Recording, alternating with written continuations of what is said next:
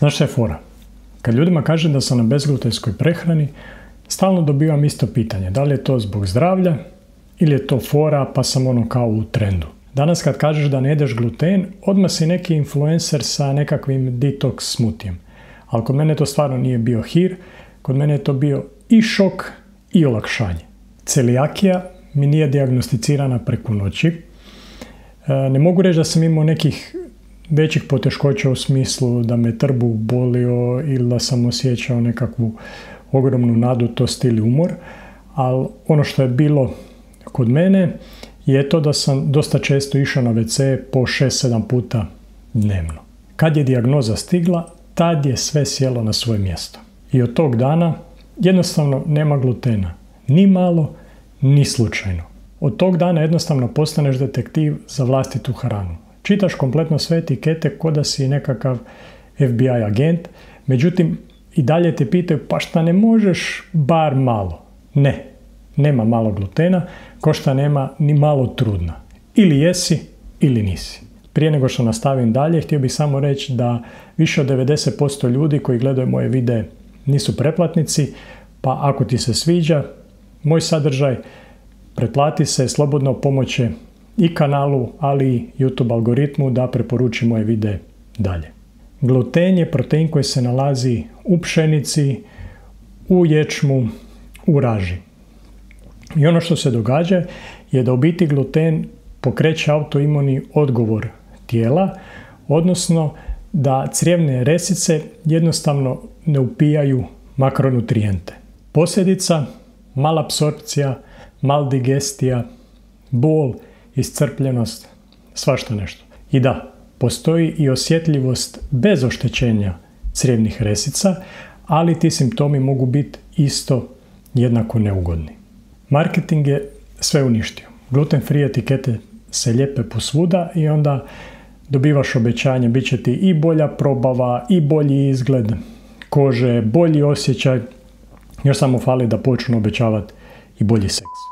I šta se onda događa? Ljudi jednostavno počnu misliti da je gluten zlo za sve ili da smo mi samo dio nekakvog hipsterskog trenda. Ali celijakija nije trend. Celijakija je bolest i jedini lijek je doživotno izbjegavanje glutena. Čak i ona kontaminacija, mrvica neka, isti toster, šta god. I onda kad ti kažu, ma daj pa pojedi jednu fetu kruha, neće ti biti ništa. Isto kao da kažeš dijabetičaru, pa daj pa popi jednu kolu, nije ti to puno šećera. I sad, celijakija u odnosu na intoleranciju i u odnosu na modu.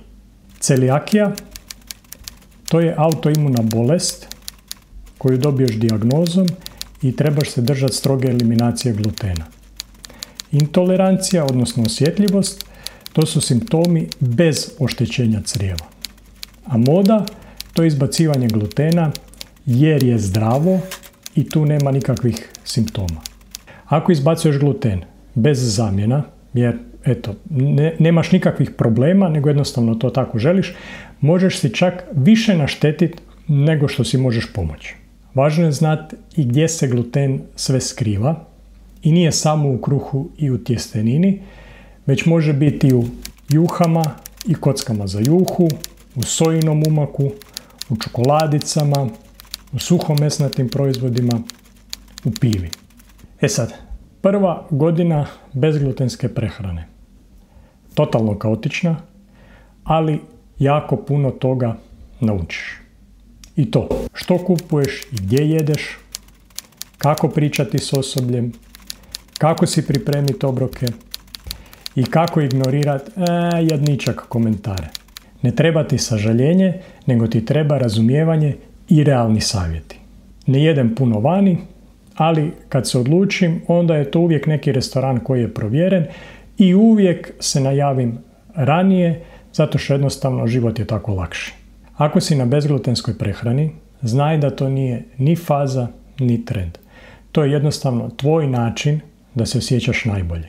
Ako tek razmišljaš o prijelazu na bezglutensku prehranu, onda najbolje je da se prvo konzultiraš sa liječnikom, a ne sa Googleom. I zapamti, bezglutenski mafini su i dalje puni šećera. Ako ti ovaj video pomogao, slobodno stavi komentar i reci mi kako tebi izgleda tvoj dan bez glutena i što ti je bio najveći izazov. Također, dolje u opisu videa možeš preuzeti sam moj besplatni sadržaj. I normalno, pretplati se na kanal ako želiš još ovakvih iskrenih videa, bez glume, bez hajpa i normalno bez glutena. Vidimo se u sljedećem videu. Bok!